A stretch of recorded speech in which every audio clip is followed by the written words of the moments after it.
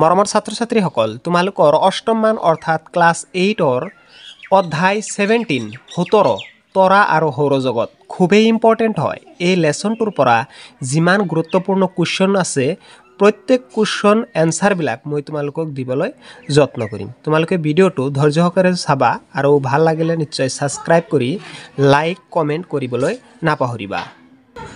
ইয়াৰ পৰা লক্ষ্য কৰিলে তোমালোকে দেখিবলৈ পাবা তলৰ কোনটো সৌৰজগতৰ সদস্য নহয়। গতিকে ইয়াৰ শুদ্ধ উত্তৰটো হ'ব অপশ্যন গ তৰকাপুঞ্জ এইটো। তাৰ নেক্সট তলৰ কোনটো সূৰ্যৰ গ্ৰহ নহয়, যিটো সূৰ্যৰ গ্ৰহ নহয় বুলি কোৱা হয়। এই গ্ৰহকেইটাৰ মাজত বুধ শনি পৃথিৱী এই তিনিটা হ'ব আৰু লুব্ধক এইটো নহয়। গতিকে অপশ্যন এ এইটো নহয়। ঠিক আছে। তাৰ নেক্সট তোমালোকে চাই লোৱা চন্দ্ৰকলাৰ উৎপত্তিৰ কাৰণ। চন্দ্ৰকলাৰ উৎপত্তিৰ কাৰণ হৈছে আমি এইটোৰ বিষয়ে আমি পাই আহিছোঁ লেসনত যে আমাৰ পিনে পোহৰ প্ৰতিফলন কৰা চন্দ্ৰ অংশটোহে দেখা পাওঁ। সেয়ে হ'ব অপশ্যন এ। তাৰ নেক্সট আছে যে খালী ঠাই পূৰ কৰা। ইয়াত প্ৰথমটো দিছে সূৰ্যৰ পৰা আটাইতকৈ দূৰত থকা গ্ৰহটো হ'ল।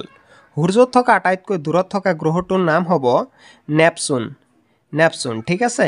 ইয়াত তোমালোকে কি লিখিবা নেপচুন। ডাইৰেক্ট তোমালোকৰ কিতাপত লিখি দি আছোঁ নেপচুন।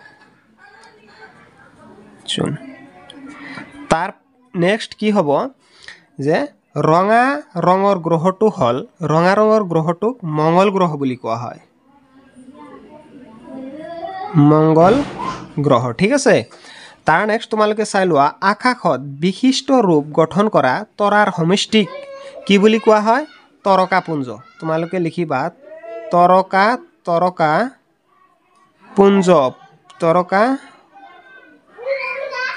ঠিক আছে। তাৰ নেক্সট তোমালোকক দিয়া আছে যে গ্ৰহৰ চাৰিওফালে পৰিভ্ৰমণ কৰি থকা নৱমণ্ডলীয় বস্তুক ডেশ বোলে। নভোমণ্ডলীয় বস্তুক কি বুলি কোৱা হয় যে এইটোক উল্কাপিণ্ড বুলি কোৱা হয়।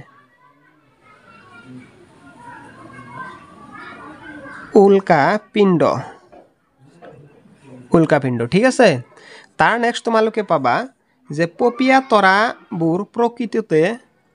তৰাবোৰ প্ৰকৃততে কি হয় যে ইয়াৰ পৰা আমাৰ জানিব লাগিব যে এইটো প্ৰকৃততে তৰা নহয়, এইটো তৰা নহয় ঠিক আছে। তাৰ নেক্সট তোমালোকে চাবা যে ডেশ আৰু ডেশৰ কক্ষপথৰ মাজত গ্ৰহণপুঞ্জসমূহ পোৱা যায়। গতিকে এইটো ক'ত পোৱা যায় মঙ্গল আৰু বৃহস্পতি। ইয়াত লিখিব লাগিব তোমালোকক মঙ্গল আৰু বৃহস্পতি।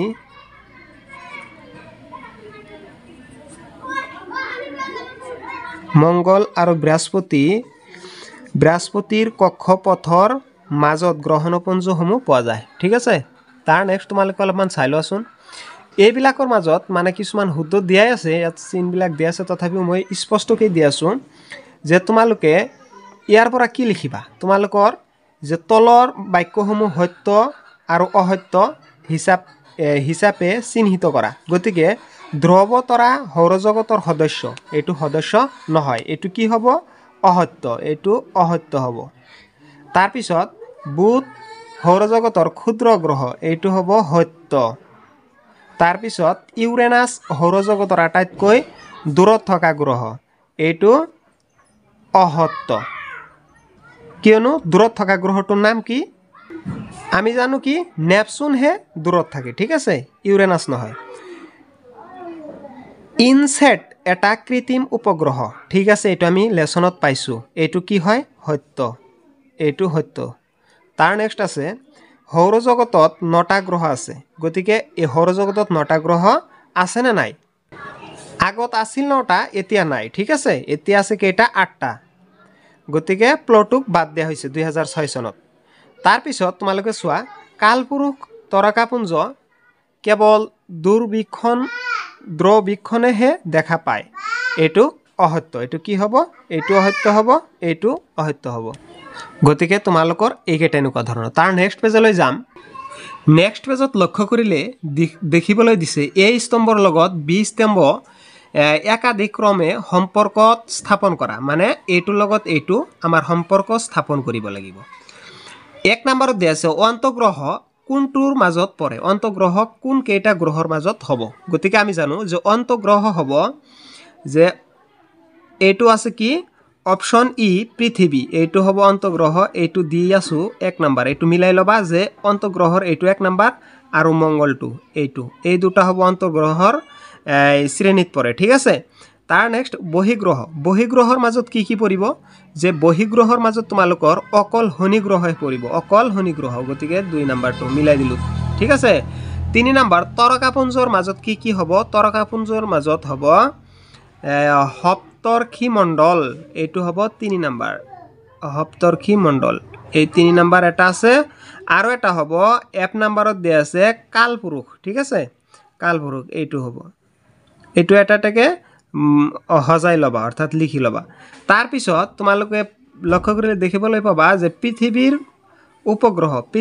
উপগ্ৰহ কি আমি জানো পৃথিৱীৰ উপগ্ৰহ হৈছে চন্দ্ৰ পৃথিৱীৰ উপগ্ৰহ কি আছে চন্দ্ৰ গতিকে এনেকুৱা ধৰণৰ মিলাই লবা গতিকে ভিডিওটো তোমালোকে নিশ্চয় সাবস্ক্ৰাইব কৰিবা বুলি মই আশাবাদী তোমালোকৰ ইয়াত আৰু এটা লিখা নাই যে ধ্ৰুৱতৰা এইটো কিন্তু তৰকাপুঞ্জৰ মাজতে পৰিব ঠিক আছে এইটো তৰকাপুঞ্জৰ মাজত পৰিব এতিয়া তোমালোকৰ নেক্সট কোৱেশ্চন বিলাক অলপমান আলোচনা কৰিবলৈ আমি যত্ন কৰিম ইয়াত তোমালোকৰ 7 নম্বৰ কোৱেশ্চন সন্ধ্যা তৰা হিচাপে দৃষ্টিগোচৰ হোৱা শুক্ৰ গ্ৰহটো আকাশৰ কোন অংশত বিচাৰি পাবা এইটো আকাশৰ পশ্চিম অংশত বিচাৰি পাও তোমালোকে লক্ষ্য কৰিলে আজিকালি আমি যদি জাৰকালিৰ প্ৰথম ভাগত আমি লক্ষ্য কৰিলে দেখিবলৈ পাম পূব আকাশত আৰু লাহে লাহে দিন পিছুৱাই যোৱাৰ পিছত এইটো পশ্চিম আকাশত দেখিবলৈ পোৱা যায় গতিকে এইটো লিখিব তোমালোকে যে পূব আকাশৰ পূব পিনেও দেখিবলৈ পোৱা যায় পৃথিৱী সাপেক্ষে আকৌ পশ্চিম পিনেও দেখিবলৈ পোৱা যায় ঠিক আছে তাৰ পিছত সৌৰজগতৰ বৃহৎ গ্ৰহটোৰ নাম কি সৌৰজগতৰ বৃহত্তম গ্ৰহটোৰ নাম কি এইটো মই লিখি দি আছো সৌৰজগতৰ বৃহত্তম গ্ৰহটোৰ নাম হৈছে বৃহস্পতি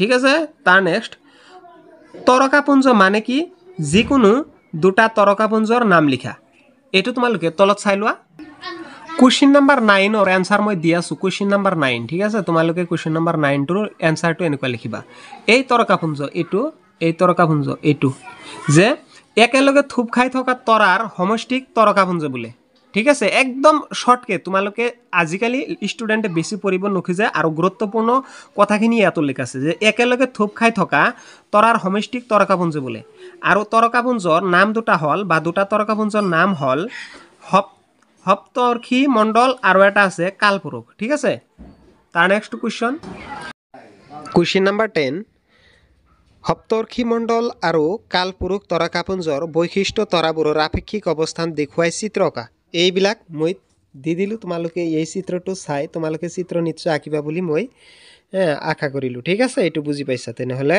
তাৰ নেক্সট কোৱেশ্চন 11 নম্বৰ গ্ৰহৰ বাহিৰে আন দুটা সৌৰজগতৰ সদস্যৰ নাম লিখা গ্ৰহৰ বাহিৰে আন দুটা সৌৰজগতৰ সদস্যৰ নাম হল তোমালোকে বহিত লিখিবা যে ধূমকেতু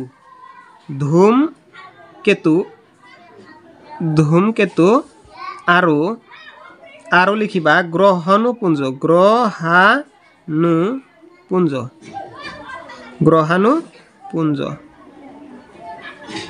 ঠিক আছে গ্ৰহাণুপুঞ্জ এইটো নিয়োজন জ হয় গ্ৰহাণুপুঞ্জ কোৱেশ্চন নম্বৰ 12 সপ্তৰ্ষি মণ্ডলৰ সহায়ত তুমি কেনেকৈ ধ্ৰুৱতৰা বিচাৰি উলিয়াবা ব্যাখ্যা কৰা ইয়াৰ আনসাৰটো হ'ব সপ্তৰ্ষি মণ্ডলৰ সহায়ত ধ্ৰুৱতৰা চিনাক্ত কৰিব পাৰি সপ্তৰ্ষি মণ্ডলৰ তৰাবোৰে এটা প্ৰশ্নবোধক চিহ্নৰ দৰে আকৃতি থাকে প্ৰশ্নবোধক চিহ্নটোৰ শেষৰ ফালে থকা তৰা দুটাৰ মাজেৰে এডাল সৰল ৰেখা কল্পনা কৰা হয় এই কল্পনা কৰা ৰেখাডালক দুটা তৰাৰ মাজৰ দূৰত্ব প্ৰায় 5 গুণ উত্তৰ দিশলৈ বঢ়াই নিলে ই এটা উজ্জ্বল তৰা স্পৰ্শ কৰিব এই তৰাটোৱে ধ্ৰুৱতৰাই হল পৃথিৱীৰ উত্তৰ মেৰু ইয়াৰ অৱস্থান হলনি নহয় ঠিক আছে 13 নম্বৰ কোৱেশ্চন সকলো তৰা আকাশত গতি কৰে নেকি ব্যাখ্যা কৰা ইয়াৰ উত্তৰটো হ'ব আকাশৰ সকলো তৰা আচলতে লৰচৰ নকৰে কিন্তু ইহঁতৰ ইহঁত পূবৰ পৰা পশ্চিমলৈ গতি কৰে যেন লাগে।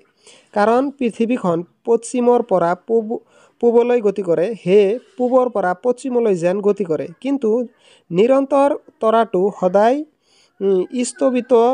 স্থবিৰ যেন লাগে। স্থবিৰ মানে অৰ্থাৎ একদম ষ্টেবল যেন লাগে। কাৰণ এই মেৰু তৰাটো পৃথিৱীৰ উত্তৰ মেৰুত অক্ষত থাকে। ইমানখিনি লিখিলে হৈ যাব। 14 নম্বৰ কুৱেশ্যনটো নোটছ বনাবলৈ হ'লে তুমি ভিডিঅ'টো ৰখাই সুন্দৰভাৱে লিখি ল'বা, ঠিক আছে? এইটো আৰু মই কৈ নিদিলোঁ, ভিডিঅ'টো তামাম দীঘল হৈ আছে।